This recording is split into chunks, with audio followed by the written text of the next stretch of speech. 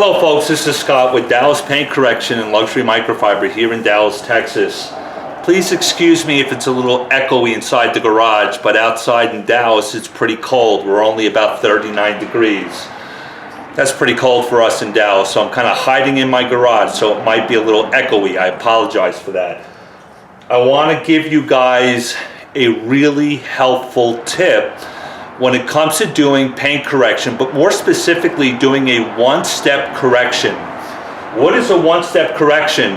One-step corrections are used, as the term would imply, I'm just going to use one pad, one polish, and go around the car once, with the idea of removing 30 to 50% of the defects off the paint and also increase shine and gloss. Why do we use one steps? Why don't we do two steps? Well, that could be for various different reasons. One, the car doesn't need it. Two, the customer can't afford a two-step, but they want some defects removed off the paint and they want it done in a more budget-friendly manner. I'm going to show you something that's going to be very helpful on how you can hone in your one step so that once you get going, you're going to be much more effective, highly efficient, and get better results. I'm going to talk about the test spot. This video is kind of for beginners, so I'm only going to be concentrating on foam pads. These are the pads that most likely beginners are going to use. I have a black light cut finishing pad. I have a orange medium cut pad. I have a yellow, which is more of a heavy aggressive cut for a foam pad. I'm going to do a test spot, but I'm going to do it quite differently than perhaps you've ever seen before. I want more feedback, more information to me, so I'm going to do it this way. When I deal with one steps, I typically don't use, again, this is for the beginner, so I'm going to simplify it for you. I got three compounds and polishes here on the hood. One is an aggressive heavy cut, one's kind of what I call a cutting polish, and then the final one is a really fine jeweling polish. It's a micro polish. When we're doing one steps, we kind of want to fall in between there. We don't want to use a heavy cut compound, and we're not looking for a jeweling polish. We want a polish that has the ability to cut paint, but finish out really well. Folks, what I'm going to show you is how you get more information, more feedback from your test spot, and it's done so quickly. It's an amazing tip. I've been doing it for years, and I want to share it with you. So what I'm going to do is I've actually picked, this actually happens to be by Coach Kemi. This is their fine cut. It has a cut of 6 and a gloss of 7 or 8. This is what I'm going to use on this paint with each and every one of these pads within my test spot. Scott, why would you do that? Get a load of this. So let me put these pads to the side. What I want you to do is take your polisher, mix up your cutting polish. You don't want something too aggressive and you don't want something too light. We're trying to get 30 to 50% of the defects off the paint and increase shine and gloss with one step. Going to take my black finishing pad. This process I'm about to show you is also going to help you to be able to determine, are you working on soft paint? Are you working on really hard paint? Watch this, guys. So let me put this black finish pad on the buffer. I'm going to take my cutting polish and I'm going to put 3 pea-sized drops on the pad. 1, 2, 3. That's all I need, okay? What I'm going to do is tell you that this particular polisher I'm using weighs about 5 to 6 pounds. You're not going to do a test spot as we traditionally do with a crosshatch pattern, do 6 section passes, pick up and take a look and see what you got. I want you to get more feedback in a quicker period of time. This polisher weighs 5 pounds. I'm going to want you to engage the polisher with about 5 to 6 pounds of pressure. I don't want the polisher up to speed 6 and I don't want it at speed 3. I want it around speed 4 to 5, but watch what I do. I'm going to come into one spot, lightly dab out the polish. My polisher is on speed 5. I'm never going to move the polisher. I'm just going to apply 5 to 6 pounds of pressure. I'm matching the weight of the polisher. I'm going to sit in that section for 5 to 6 seconds and it would look like this.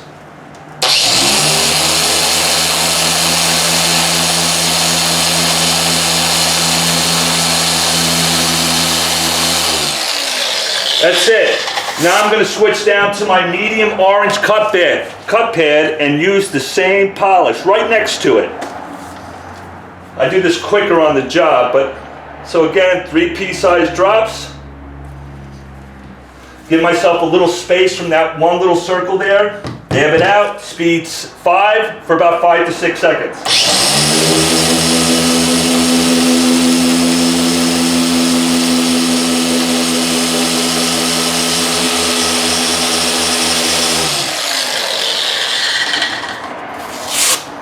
Now I take my most aggressive foam pad. I'm going to do the same thing. 3 pea-sized drops, 5 to 6 pounds of pressure, and about 5 to 6 seconds in one spot.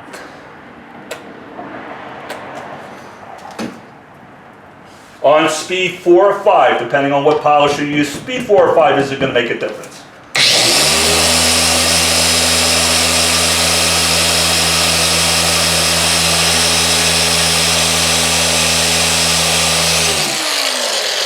Now that I have those 3 spots done, I'm going to take my microfiber towel and I'm going to lightly buff up.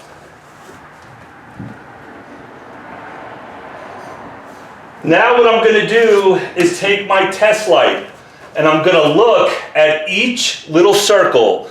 What I've done, guys, is given myself more feedback. I've given my test spot more information it can give back to me. How is this cutting polish that I want to use for a 1-step, how is it going to act on the paint with a light cutting pad, a medium cut pad, a heavy cut pad? I want all that information now and not have to do 3 independent test spots like the industry tells you.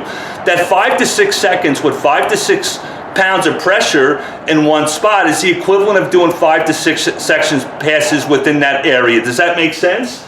Now I go to look in at the paint. What I want to see is, was the light cutting pad able to remove 30 or 50% of the defects off the paint and ramp up shine and gloss? What about the orange pad? Was it able to do that for me as well and finish out really nice? What about the yellow pad, the aggressive yellow pad? Was that able to, hold on a second folks, was that able to remove 30 to 50% of the defects off the paint and still finish out well?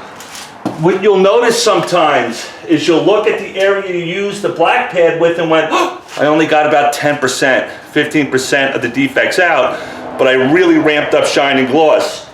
Then just move over to your little orange spot, your orange pad testing spot, and go, wow, that got me 30 to 50% of the defects out of the paint, and I got really nice shine and gloss as well. That might be the winning ticket. Then I come over here where I use the yellow pad. Maybe that removed 50% of the defects, but the paint's really hazy. Maybe I have polishing haze. Maybe I have pad haze. Why is this important to me? Because I want to narrow down quickly which pad is going to work the best.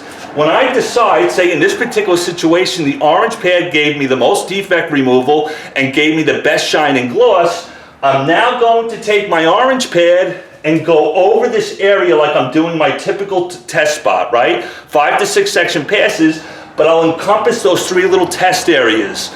Maybe the yellow pad removed the defects, but it made the paint really hazy. I want to see if this orange pad can remove that. Why?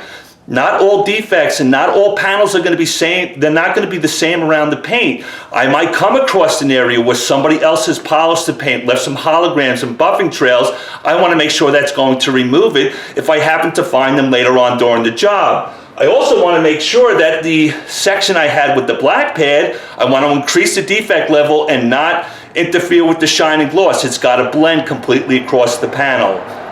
Folks, does that help you? This is the way of mastering the 1-step correction and being able to have 3 windows of opportunity to see what your pads are going to do. I want to know, because sometimes what will happen is you'll work with one pad and you'll start to second guess yourself. Should I use another pad? Would I have gotten better results? Why didn't you do it right at the word go? That's important. Does that understand? Do 3 quick little spots, 5 to 6 pounds worth of pressure, On speed 5 or 4 with your polisher, 5 to 6 seconds in one area, do 3 little spots. I like to do that on the door, on the side of the car. So I look at it from a distance, 2 to 3 feet, and then I walk up closer. I also bring my client out and show them the difference between the pads, the cut, the finish, and what I'm trying to do. Why would I do that? I want to add value to the client. I want to show them that I know what I'm doing, and I'm looking at all possibilities for that one-step correction. Why? Because I want them to value me. I want them to understand where their dollar is going. Folks, if you want a customer for life, you got to start figuring out how to make yourself stand out and shine versus the competition. This is a great way to do it. I hope that makes sense. It's a quick way within a short period of time to get all the feedback you could possibly need about the pad, the polish of choice for a one-step correction. I want to know where it kind of tips over. That's not good. I want to know where it's too light. I want to find that sweet spot, and I want to get that information within seconds. Love you guys. Hope that helps you out.